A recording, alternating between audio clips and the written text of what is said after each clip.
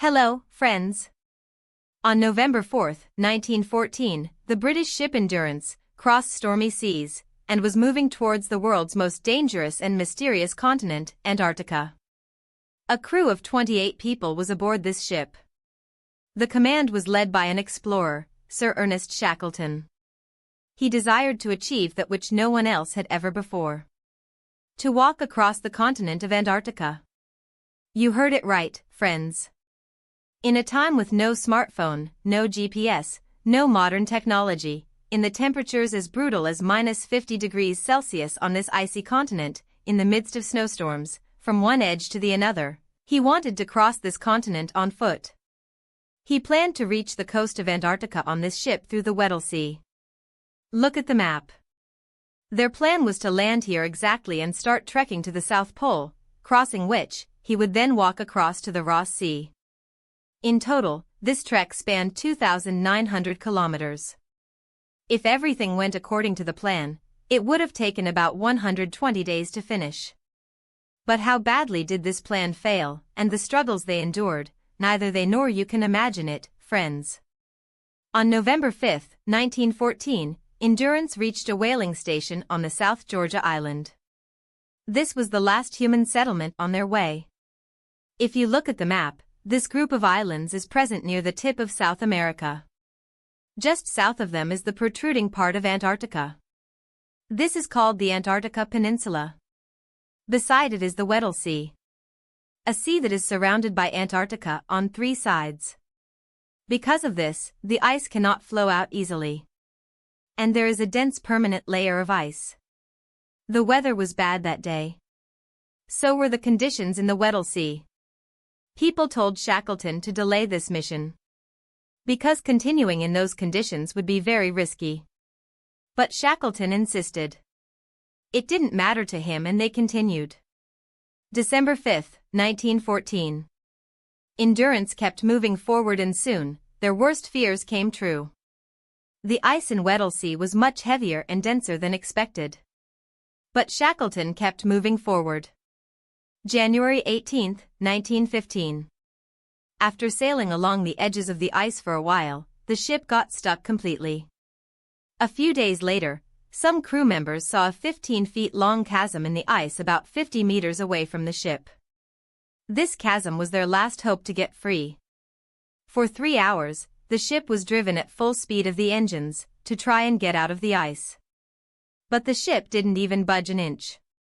The crew members got out of the ship and tried to cut through the ice with the tools they had at hand. But they failed. Gradually, the ice sheet on which this ship was stuck was drifting further away from the land.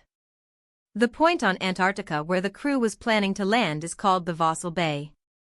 But this ship was drifting further away.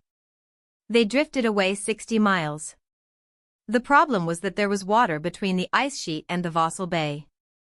So the crew couldn't simply get down and walk to the bay. And on the other hand, the ship was stuck in the ice. Months and weeks passed by trying to get the ship out. They knew that winter was coming.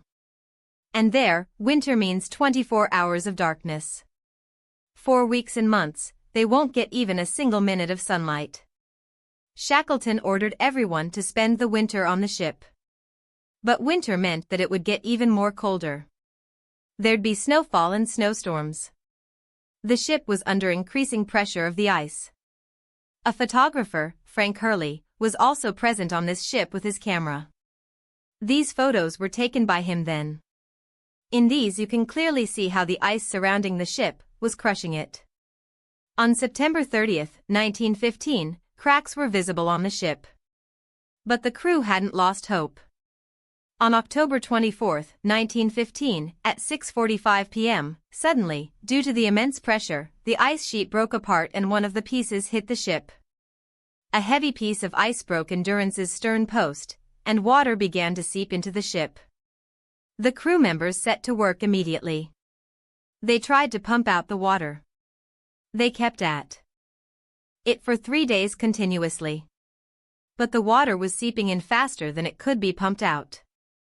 The temperature was at -8.5 degrees Celsius. But the crew was neither scared nor nervous. Some of them tried to loosen the ice sheet surrounding the ship, to reduce the pressure on it. But this didn't work either. Water kept on seeping into the ship quite rapidly, while the pressure of the ice on the ship wasn't decreasing. Finally, Shackleton gave up and ordered the crew to leave the ship to deboard. Looking at the situation, a crew member, Tom McLeod, said that none of them would get back to their home. The ship had been stuck for more than 9 months. On October 27, 2015, a loud explosion was heard when Shackleton turned back to witness something truly shocking. The ship's rear had suddenly risen 20 feet. The rudder and stern post broke apart. The ship's wooden parts started disintegrating, and the front of the ship was filled with water. Thankfully, the crew members had already abandoned the ship by then. After a while, the water turned into ice. And because of this added weight, the front of the ship began sinking. As the ship sunk, so did Shackleton's dream of crossing Antarctica by foot. But something much precious was at stake now. Could they return alive? The crew had no radio, no telephone, no means to contact the rest of the world. They were stuck on an ice sheet in the Antarctic Ocean. An ice sheet floating in the water. On this sheet, there was a big rock of ice. The crew set up their camp there. First, they decided to check account of their belongings. What did they have with them? How much food and water did they have? They found that they had 3 small boats. 1 sledge, with which they could move on the ice sheet. Some important personal items of the crew, and about 1 month's ration. Only 1 month's food. There was only a little place to sleep at night. So many had to sleep on the ice. Most of them slept close together to avoid being frozen. It was nearly impossible for a ship passing by to find them there, because they were in the Antarctic Ocean. No other ship ventured there. It had been over a year since they last saw other humans. The rest of the world didn't even know for sure if they were alive or not. Neither could they send any messages. Nor did they expect any help. Shackleton had only one thing: faith on his skills and experience. But how long could this faith keep him and his crew alive? What would they do once they used up the food? Setting up a camp on the ice wasn't an infallible solution either, because the ice could break at any time. They needed land. Shackleton ran his calculations and estimations. He believed that the nearest land was the Paulet Island, about 550 kilometers across the icy sea. An island at the tip of Antarctica. Ironically, in 1903, after a Swedish ship got stuck, some rescue gear was left behind on Paulet Island, so that if another ship got stuck in Antarctica in the future, they could rely on this island for rescue. That gear had been bought by Shackleton himself. And, 12 years later, Shackleton needed it the most. The crew collectively decided to try to go to the Paulet Island, carrying their stuff with them on the sledge. And so Shackleton ordered that each person was allowed to carry only up to 2 pounds of necessary luggage. Many of them had brought their personal items from the ship. But Shackleton reminded them that nothing was more precious than their life. Shackleton left behind some gold coins and his Bible in the snow. The photographer Frank Hurley had taken around 400 photos. He had the negatives of the photos, but because of the 2-pound restriction, he could carry only 150 negatives with him.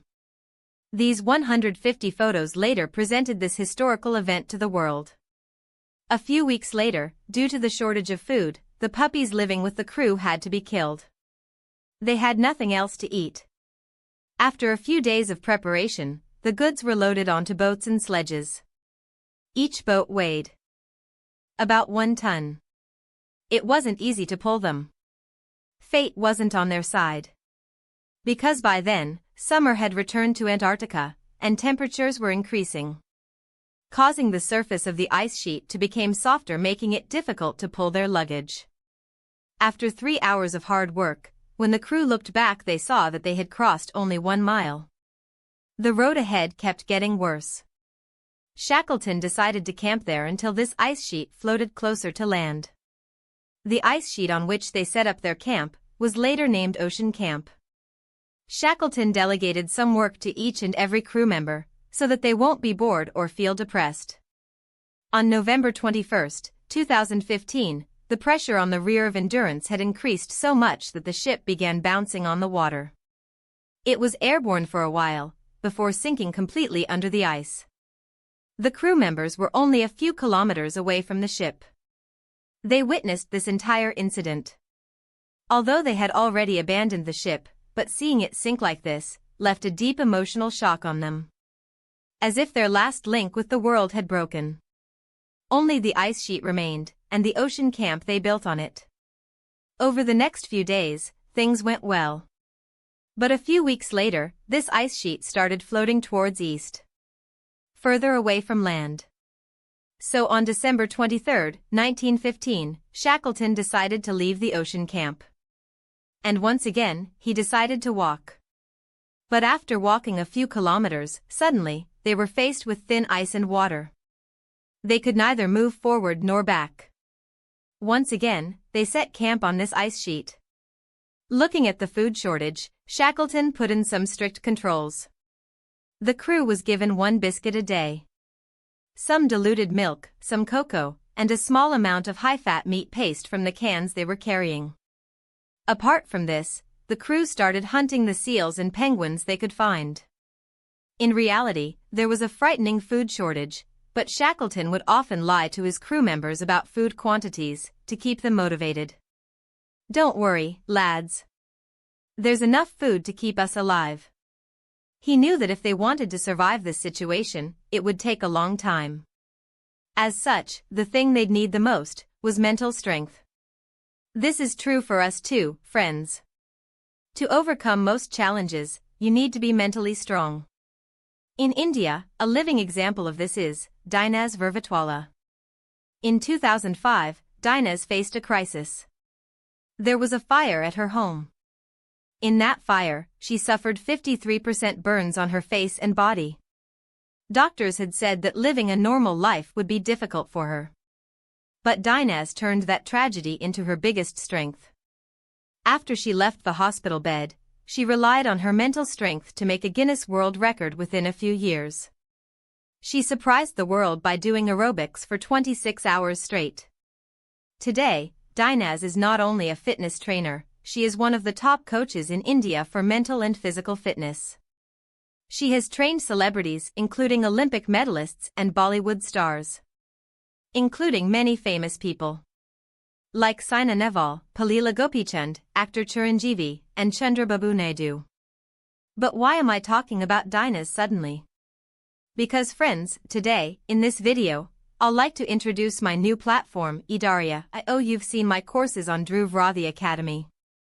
But there, I can teach you only a limited things. That's why, to expand the same philosophy, we'll need the top coaches and top teachers of the country. That was the inception of Edaria.